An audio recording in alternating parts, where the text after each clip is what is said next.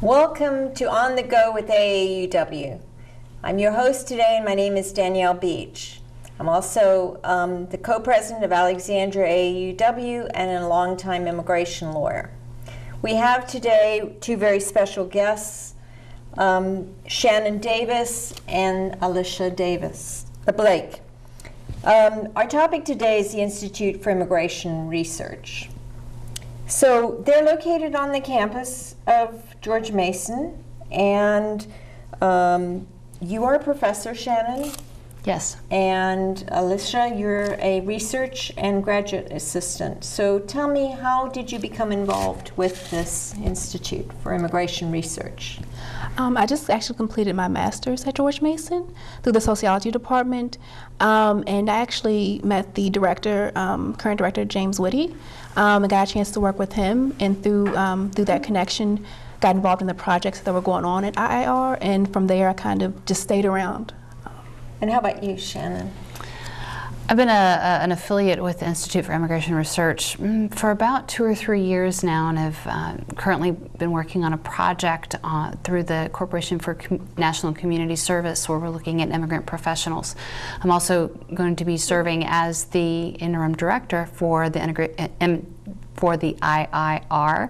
in the spring of 2017. Well, congratulations. That's an important position. Now, what exactly is the purpose and the mission of the Institute? The main goal of the Institute for Immigration Research is to try to understand the social and economic contributions of immigrants to the United States. We look at the varying ways in which foreign-born individuals have integrated into the social fabric of the U.S., as well as the economic contributions in the formal economy and the informal economy. So reading through your website, I saw a lot of interesting things about the economic and social contributions and all the research that you do. So could you tell us, when was this institute established and how was it established? Sure. So we began in 2012 through a partnership with the Immigrant Learning Center based in Malden, Massachusetts. We have a cooperation with that organization to think seriously about how empirically driven research can help make sense out of the immigrant experience, but also how immigrants are experiencing everyday life in the United States through the social and economic contributions. Our particular mission to understand the social and economic contributions is focused on empirically based research. We are not pundits. We are focused on understanding what the data from the Census Bureau, the American Community Survey, other federally funded sources of data say about the immigrant experience, as well as the data that we collect both in the Northern Virginia area, as well as now we have data collection that is technically housed in 7 cities, right, Alicia? But we actually have some respondents who are global that are participating in some of our research to try to get a sense of what their professional lives are like, what their social lives are like, and how it is that policymakers can understand the immigrant experience from the immigrant perspective. But again, by focusing on empirically based, scientifically sound scholarship. Now at GMU, most of your research is done by sociologists. Yes. And what is the interest that sociologists especially have in immigration? Because you also have a minor and a major in immigration studies, now I understand. We do have a minor in immigration studies, yes. From our perspective as sociologists, we have the ability to think about the social conditions of individuals, the social conditions of groups and how groups interact or don't interact, the ways in which our policies impact our social institutions like educational opportunities, educational systems, employment structures, industries, the ways in which all of these different layers of American society interact, sociologists actually have a framework to examine them simultaneously. But we also have the skill set to think broadly, quantitatively, with large data sets. But then, as Alicia's doing with some of our projects at IIR, interviewing individuals and try to get a sense of what their everyday lives are like. Actually, Alicia, if you could talk a little bit about the work that you're doing through IIR and what it is that the sociological perspective that you have is bringing to bear on those data. Okay, definitely. I would say that I'm involved in several different projects with IIR, and some of them are the more quantitative or data, big data projects, such as looking at the IDOT fact sheets, which we provide free of service to the public. And for those sheets, the respondents can go online to... So we're going to talk about the IDOT fact sheets in just a minute. But first of all, I wanted to maybe, if we could take a look at the map that you guys have created, that shows the different areas of population that we have. Now, what is the significance of why certain areas have more entrepreneurs in certain areas of the U.S.? And how do you get that data? Sure. For a lot of the data that we use the American Community Survey, which is a part of the Census Bureau's data services. And so a lot of it is it looks at the proportion, like the map, for instance, looks at the proportion of the foreign-born who are self-employed. And so those who identify as self-employed, we use that to coin our term entrepreneur. And so in these different cities, you can kind of see some of the more hotspot cities where you would expect more the immigrant entrepreneurs, and some of the least expected cities that you would think of immigrant entrepreneurs as being. As you can see, it's a wide dispersal. There are in just about, I would say, every state. It just kind of shows the impact economically of immigrant entrepreneurs who are, I would say, one of the most entrepreneurial groups in the United States. Now, how do you determine who is an entrepreneur and who is not? And how do you get your information from these entrepreneurs? What kinds of interviews or surveys do you conduct to do that? So when we're using some of the larger data sources, like the Census Bureau data, there's a category where that identifies quote-unquote class of worker. So those who respond as self-employed, we consider those entrepreneurs. And some of the other projects, such as the Artist as Entrepreneur project that we also are currently working on, we allow the artists to self-identify as well. So it's more or less a self-identification process. And even in the immigrant as an entrepreneur aspect, it's more looking at entrepreneurism as an outlook. More so than as you would see as the economical, maybe, definition. Now we have a list of words that we're going to look at that have been identified by non-immigrants as defining immigrants. Yes. Can you tell us a little bit about those words? Absolutely. So in a recent study run through the Institute, we asked a random sample of Americans. We allowed them to look at a random sample of words and asked them to choose the words that they thought best identified immigrants, entrepreneurs, and what's most interesting to us, at least, in thinking about those particular words are that the immigrant label that is evoked, the imagery that is evoked among the average American, even when given a list of words that could be considered negative words, like illegal or quiet, the words that spoke most to individuals, that they were most likely to say, yes, this is what an immigrant is: hardworking, brave, hopeful, now, isn't that amazing? Strong. Yes, all positive words. And again, given an opportunity to label an immigrant as something that's pejorative or negative or draining to society, but instead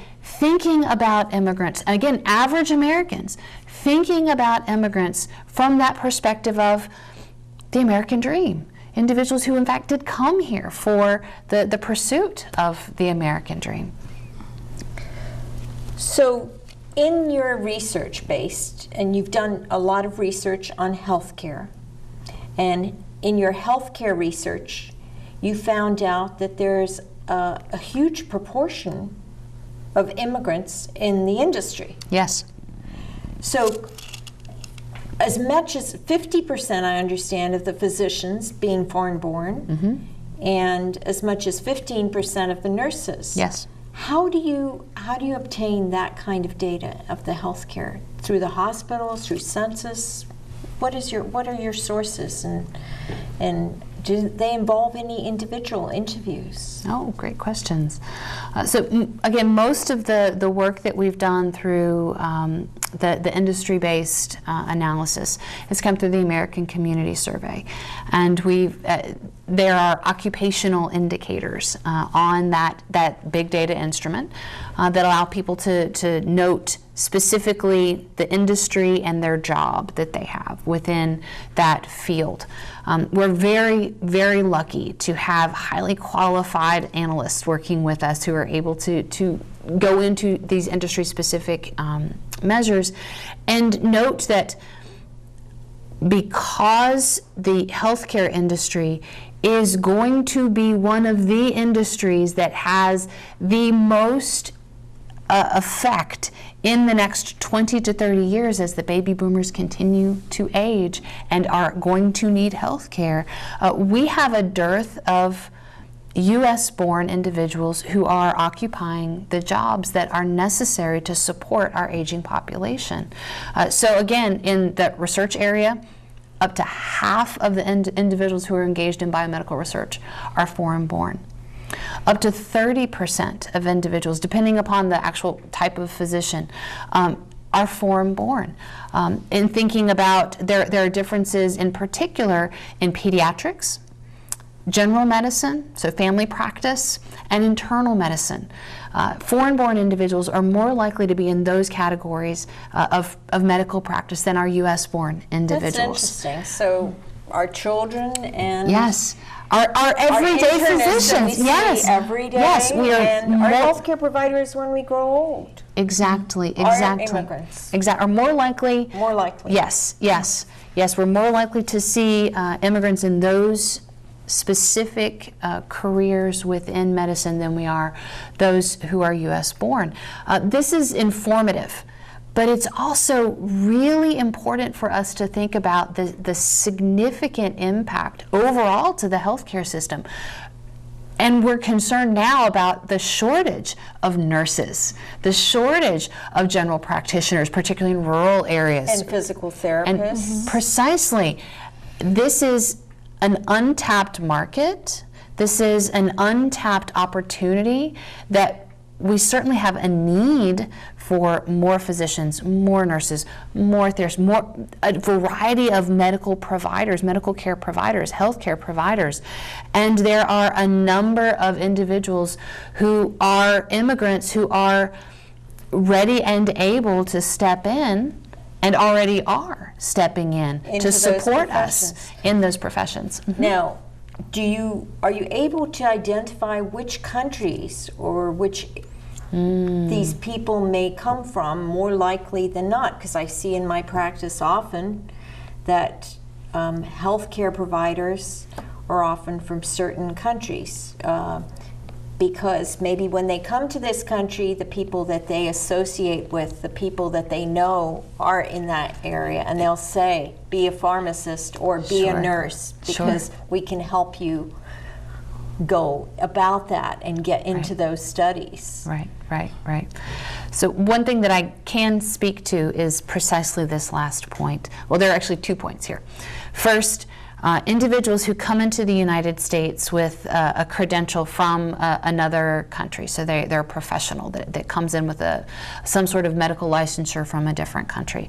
The best predictor, the 3 best predictors of their being able to use that credential in the United States are getting another credential in the United States, what others in the Institute and others of our reports have called a Made in America stamp, right? That you get a degree here in the U.S. Speaking English very well. and having a large proportion of friends and family members who are already here who can help you make entree, exactly as you've just described. Being able to move people into particular professions, move people into particular fields and particular areas. Having that social network, having that social capital is one of the key predictors for economic success, regardless of country of origin. And that's going to determine, of course, their ultimate integration into the U.S. society. Now, would you also be able to identify in business areas, such as entrepreneurs? You've done a lot of studies in that area, especially, I think you have, Alicia, in entrepreneurs all over the country. Is it limited to the U.S., your studies, or does it also go abroad? We generally limit our studies to the U.S. because that's where we have like the most available data, and so we generally we look at certain areas, and we also kind of can look at the nationwide picture as well. But we do tend to focus on the U.S. because we do have the most readily available data and can better represent that in our samples. So what does your research show about entrepreneurs? So for example, you would be asked to do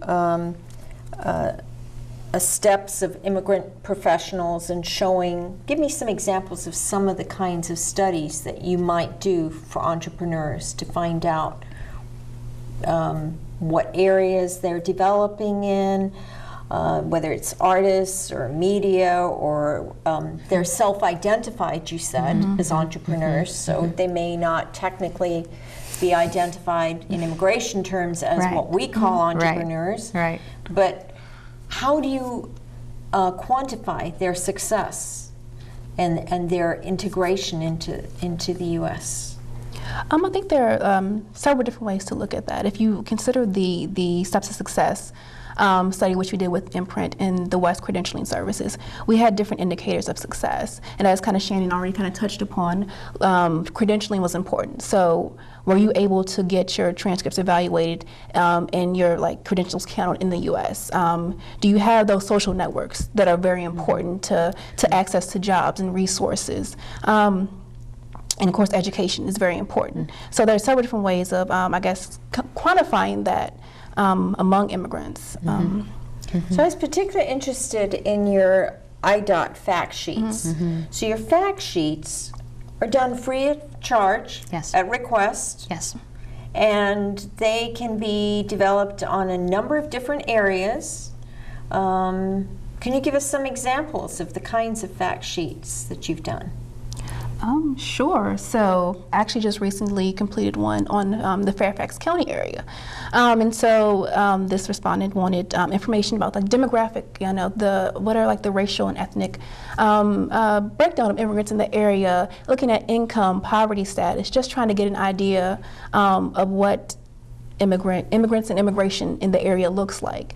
And that provides a variety of services because it helps also policymakers to have a better idea of their population. It also helps educators to educate. It helps the media in their reporting. So it's a very important service in that it provides objective, factual information where it matters most, and it's free so that we can provide that to a larger audience. So who is going to use these fact sheets? So we've had two specific requests, interestingly enough, from church groups. Two different places in the United States, two different church groups who specifically wanted information about the immigrants in their very small local community so that they could, as a space, a religious space, provide better services to the people that may need it the most in their community. What languages do they speak? How many children do they have that need services? Poverty status. That specific kind of information, the churches were very clear would allow them to, as a house of worship, do better by their community. Well, that's a very good use of their services. You had mentioned to me also that there was something that bus services could even Absolutely, for develop? a local area. So these fact sheets can be constructed for a small municipality or for an entire state, depending upon, again, what the individual needs. But we have had someone ask about the immigrant distribution in a township so that they could better create bus services for individuals to allow people to get to the places that they needed to get. Again, this is a service provided free of charge to allow individuals who know that there are immigrants in their community and they want to, in some way, better serve them. Or school systems have been one of our primary publics for this particular service. Again, to think about what languages do their websites need to be in, so that the parents of the children in their schools can get the necessary information to facilitate their children's success. Which is certainly key factor to getting immigrants integrated into this society. Now, you also have a lot of facts about the Nobel Prize winners. Yes. And I found that very interesting on your website, because if we were to guess how many Nobel Prize winners were immigrants or foreign born, what would you say?